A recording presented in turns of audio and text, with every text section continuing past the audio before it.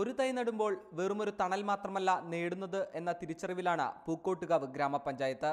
ഉറവ്, നല്ല ഭൂമി എന്നീ പരിസ്ഥിതി സംരക്ഷണ പദ്ധതികൾ വിജയകരമായി പൂർത്തിയാക്കിയ ശേഷമാണ് വിത്തുഗുണം എന്ന പദ്ധതി ആവിഷ്കരിച്ചത്. പ്രകൃതി സ്നേഹികളുടെ കൂട്ടായ്മയായ മരസേന പദ്ധതിക്കാവശ്യമായ വിത്തുകൾ എത്തിച്ചു നൽകി.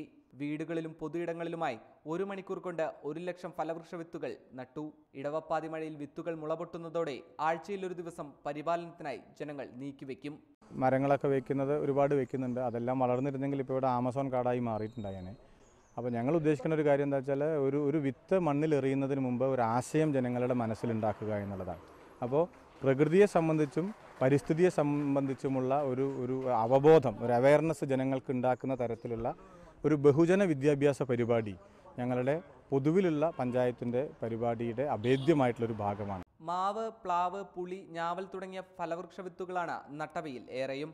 പരിസ്ഥിതി സംരക്ഷണത്തിന്റെ പ്രാധാന്യം വിളിച്ചോതി വിവിധ പരിപാടികളും സംഘടിപ്പിച്ചിരുന്നു.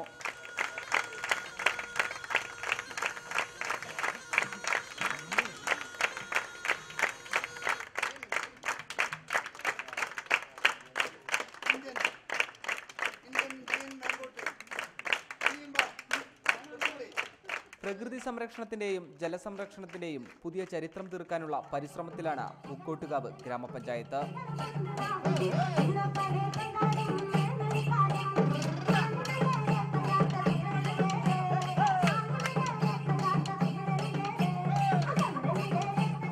റിപ്പോർട്ടർ, പാലക്കാട്.